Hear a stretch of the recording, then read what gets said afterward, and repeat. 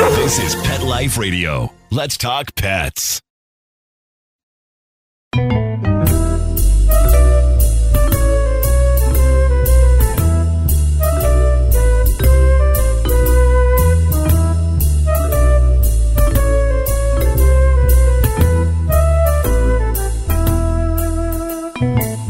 Hello, cat lovers. Welcome to Cattitude. I'm your show host, Michelle Fern.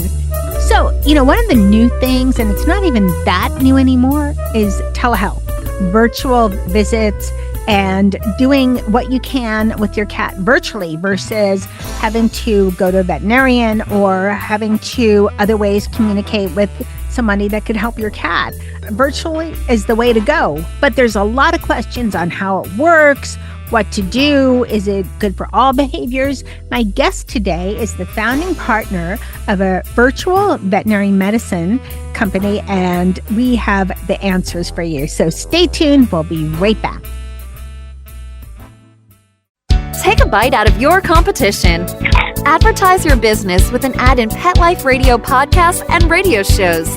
There is no other pet-related media that is as large and reaches more pet parents and pet lovers than Pet Life Radio. With over 7 million monthly listeners, Pet Life Radio podcasts are available on all major podcast platforms. And our live radio stream goes out to over 250 million subscribers on iHeartRadio, Odyssey, TuneIn, and other streaming apps. For more information on how you can advertise on the #1 pet podcast and radio network, visit PetLifeRadio.com/advertise today.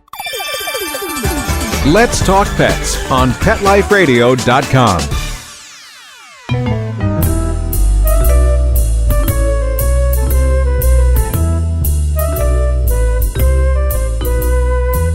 Welcome back, everyone. I'd like to welcome Maggie O'Brian. She is the managing partner of Virtual Veterinary Behavior Medicine. Welcome, Maggie. Hi, it's so nice to be here. I'm so glad to have you. You're also a veterinarian yourself, correct? I am, yes.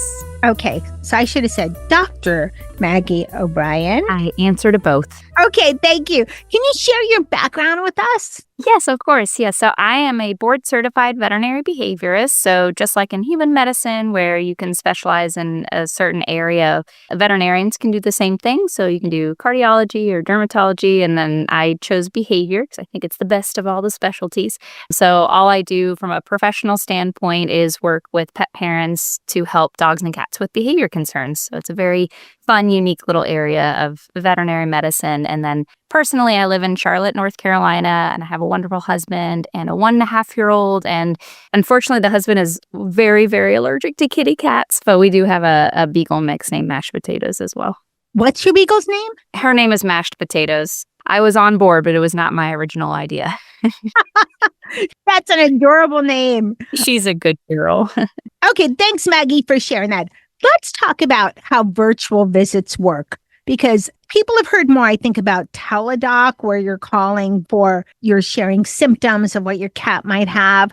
But as far as behaviors and all that, that seems to be a little bit of a newer ground. So how would that work? Yeah, so they're actually not wildly dissimilar to the appointments that we do in person. With behavior appointments, the vast majority of what we do during the actual time we meet is just a very long conversation with the owner. So we get a lot of background info about the pet's behavior. The owner fills out a very, very long questionnaire. We get a lot of medical history. And then when we meet with them, it's more just clarifying history, going through an assessment. So why do we feel like their cat has the behaviors they have? What do we feel like prognosis for changes? And then spend most of our time just talking through a plan. And so that's something that lends itself really, really well to the virtual world because it's mostly just that conversation, which we can do over a video call. Thank you. What made you decide to create virtual veterinary medicine? The biggest driver of doing virtual behavior medicine is the lack of access that a lot of people have to a veterinary behavior specialist. So there's about 100 people that are board certified in behavior, or about 100 veterinarians, and not all of those people practice clinically, and that's in the United States. So there's large cities without access to a local veterinary behaviorist. There are cities where the wait list to see a veterinary behaviorist is months long. And so one of the main goals was just to expand care and access to people to get help for their cats and dogs' behavior concerns. It's such a common issue that people face. And so to have that mismatch between available help and the need was an area that we felt like we could help with. Well, I'm glad you opened the business because they're definitely filling a void. And I think also, especially with regards to cats and behavior, you're kind of, without having a veterinary behaviorist, you're kind of stuck. Yeah, I think there's a lot less available help in general for our cats, kind of across the board, but especially for behavior. Obviously, the world of dog training is massive. There's excellent help kind of across the board. There's obviously some types of training we don't use, but there's a lot of help available typically if you're looking for the right spots. Cats, there are absolutely people doing cat behavior and cat training and all of that, but not nearly to the degree that we have for dogs. And so, yeah, part of that too is trying to get help to these poor kitty cats that need behavior help.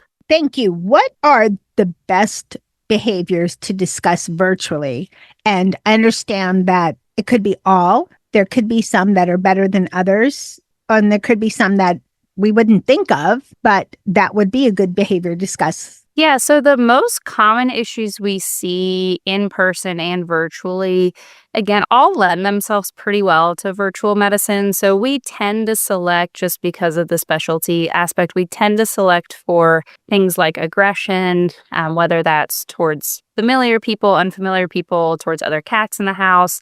But we'll also see inappropriate elimination or compulsive type issues or nuisance type behaviors. And now with the ability of people to, grab their phone and take a video really quickly of the behaviors they're seeing, most of these problems happen at home anyway. And so we can get a really good snapshot into what's happening that wouldn't happen in an exam room anyway. And so the issues that we see in person can be the same as the ones that we can help with virtually. Okay, so let's do a sample test. So how it would work. So our listening audience gets a great idea of how a session might work without going, of course, into extreme detail. Let's say that, and I have this with one of my crew, Charlotte with inappropriate elimination. That's just something that I think happens with a lot of homes, especially multi-cat homes. So what would be the process from start to finish? So they contact you and what happens? Yep. So they make an appointment, and then once that's scheduled, we get medical records. So that's super important. We know cats hide illness really well, particularly if you're talking about inappropriate elimination. We want to see what the urine testing looks like, what their blood work looks like. So we get that full medical history. We get that long behavior history as well. If the owners want to submit videos prior to the appointment, they're welcome to do that. And that can be really illuminating. And then we sit down and meet over a video call. Those appointments are about an hour long. And again, we just go over, clarify the concerns, go through an assessment, and then we walk through what that plan would look like. And that varies depending on the case. But in some cases, it might be medication recommendations. There's always some level of behavior modification and environmental adjustments. And then we include follow-up as well. It'd be great if we could fix everyone in 1 hour. That's not typically how behavior always progresses. So it's important that we stay in touch afterwards and make necessary adjustments and figure out what's working and what we need to adjust on to make the best outcome. Okay. And I know that they can vary, but how many sessions are typical? And what is your success rate? That is such a good question about how many sessions. So it depends, which I know is a bit of an annoying answer, but it depends. Typically, what we try to set people up for is that we see each other once. We should absolutely be checking in about 6 weeks later because we want to know, we need to be on the right track to some degree at that point. And then oftentimes we'll meet every 2 to 3 months, maybe for 6 to 8 months. It depends a lot on the issue. There's absolutely pets we see way less frequently. And then I absolutely have patients where, we've been seeing each other every 6 months for the last 4 years. So it really runs the gambit of how much people like to check in and kind of where the status of the pet is too. Success rate. So that's also a very good question. I don't have specific numbers for you. We do select for some severe cases. The majority of pets were able to help. I would not enjoy my job if I felt like everyone was a lost cause. I had a pet parent ask me last week, he was like, can you even help behavior? I was like, gosh, I'd be bad at my job. It was at the very beginning. He asked me that. And I was like, gosh, this wouldn't be a fun job if we couldn't change anything. So the majority of pets were able to get into a better spot. Significant behavior problems are not something we generally talk about, snapping our fingers and they're gone and they're never an issue again. But it's, can we get things to a place where the pet parents are happy, the cat or the dog is happy, and the plan feels manageable, and then we feel good if we're in that spot with them.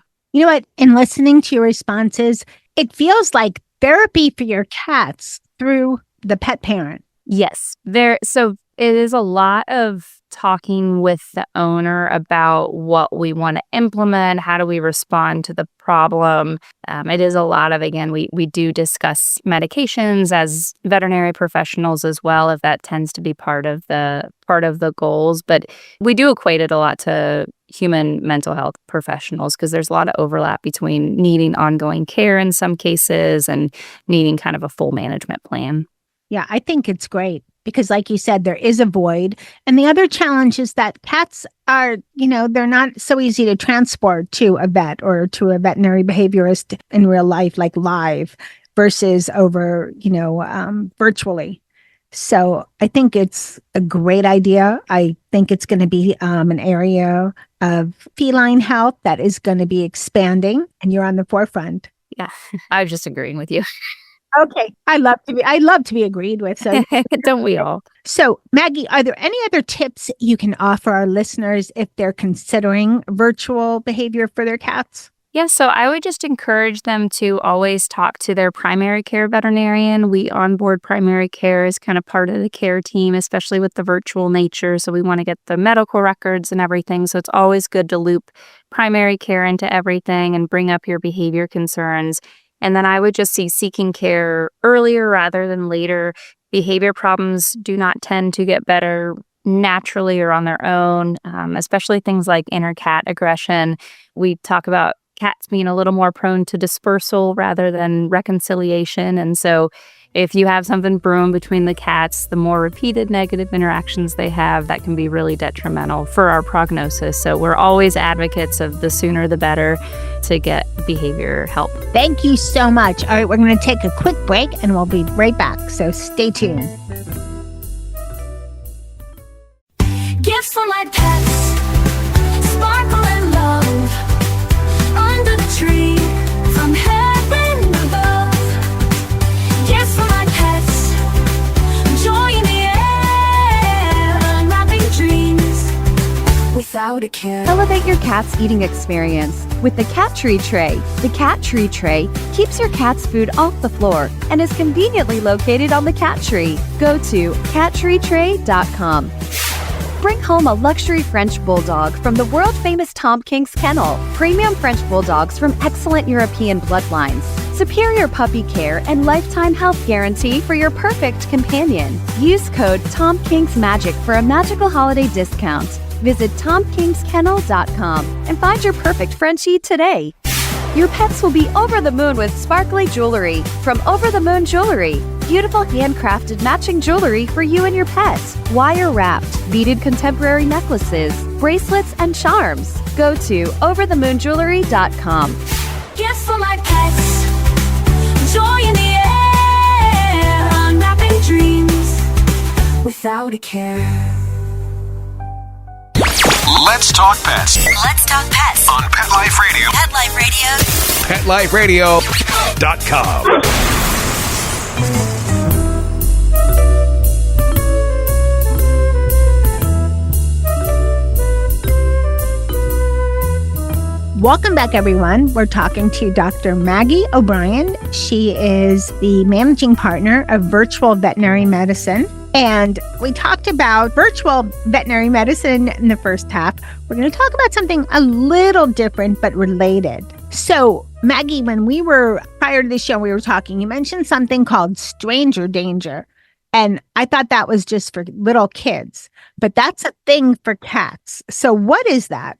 So stranger danger we would think of as fear of unfamiliar people. So since cats primarily are going to live in their home and that's their whole world, we're usually referring to fear of visitors or service workers who might be coming into the house. So it's your kitty cat that, people come and stay with you for a weekend and by the end, they're convinced you don't actually have a cat because they haven't seen the kitty yet. So just a cat that's nervous about unfamiliar people. That's like all cats. I mean, the last time, so I have 3. And so the last time I had people come over, they all disappeared. And finally, Dennis came out. He's the most, I hate saying this, but he's the most like uncat-like because he's part Maine.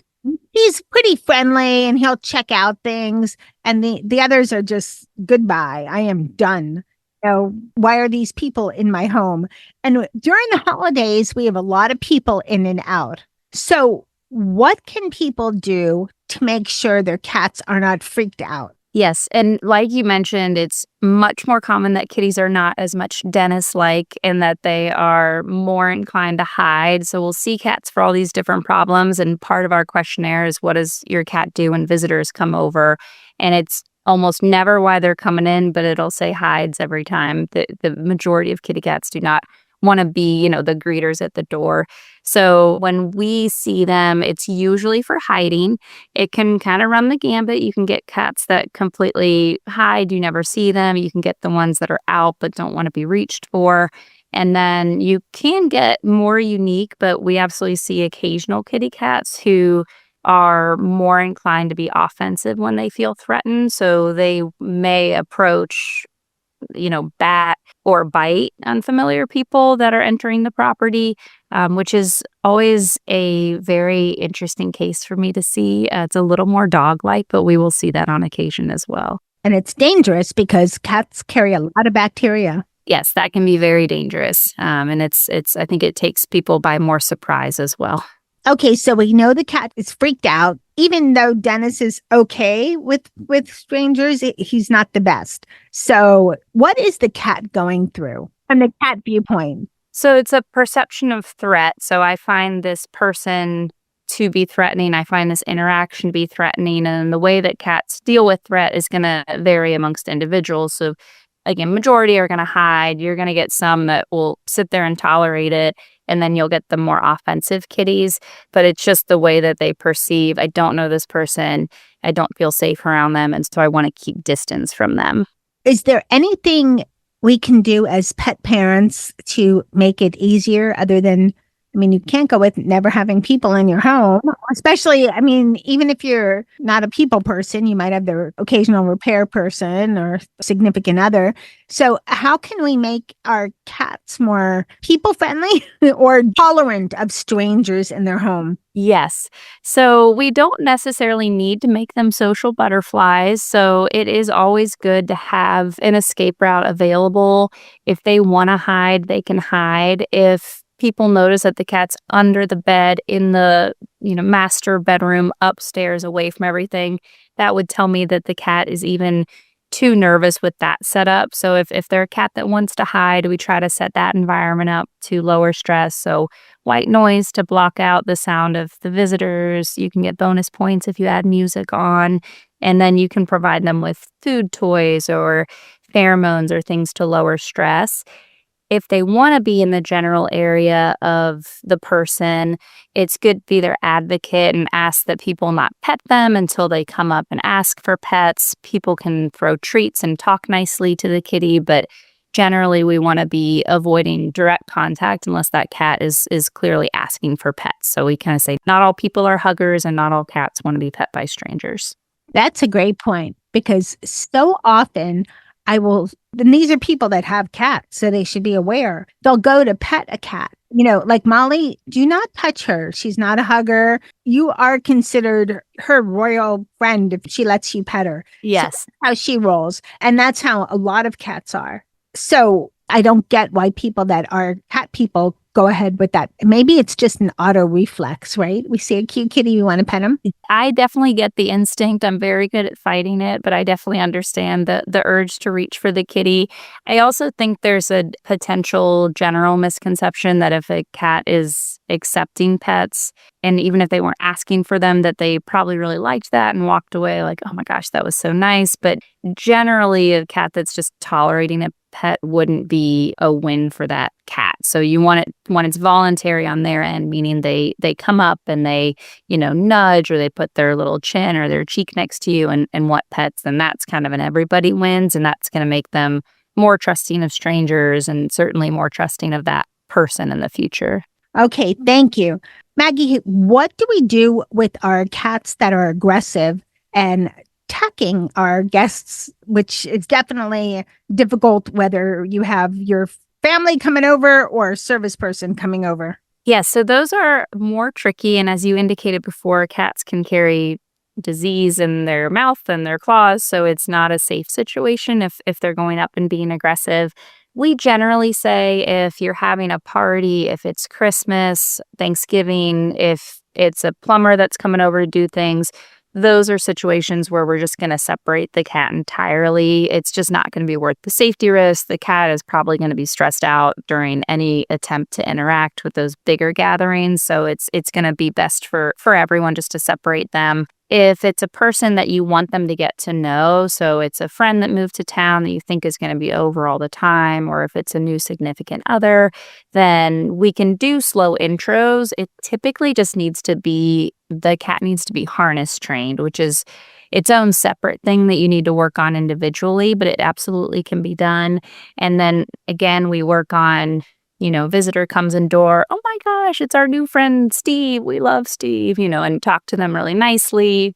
Steve throws a bunch of snacks at the kitty cat, regardless of if the kitty cat is showing aggression. We're just trying to make this kitty like, the theoretical Steve in the scenario.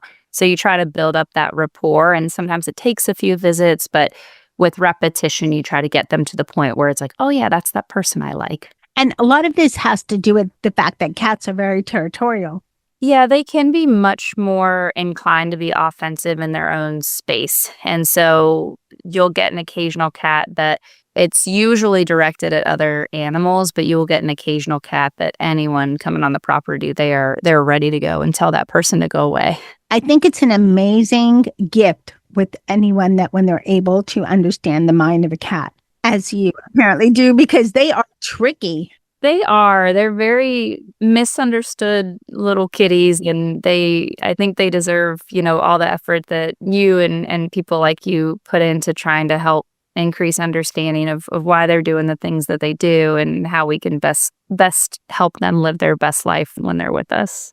Well, I think what you're doing is amazing. Where can people find more info about virtual veterinary medicine and get started with what you have available? Yeah, so our website is based on the name of the business. So it's Virtual Veterinary Behavior Medicine. So the website is VVBM, and then it's .vet, V-E-T.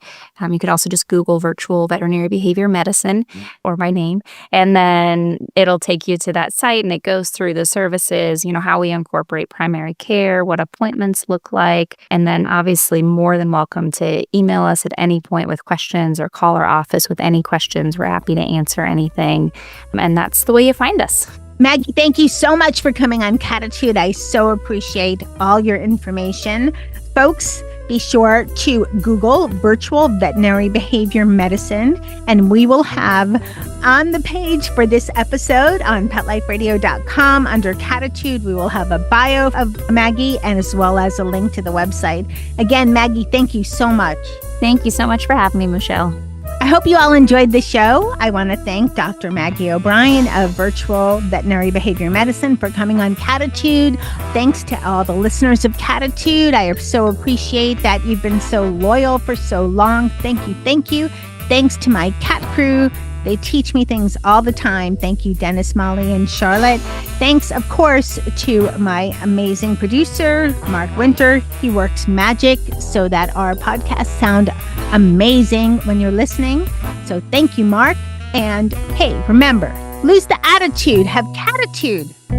Let's Talk Pets, every week on demand, only on PetLifeRadio.com.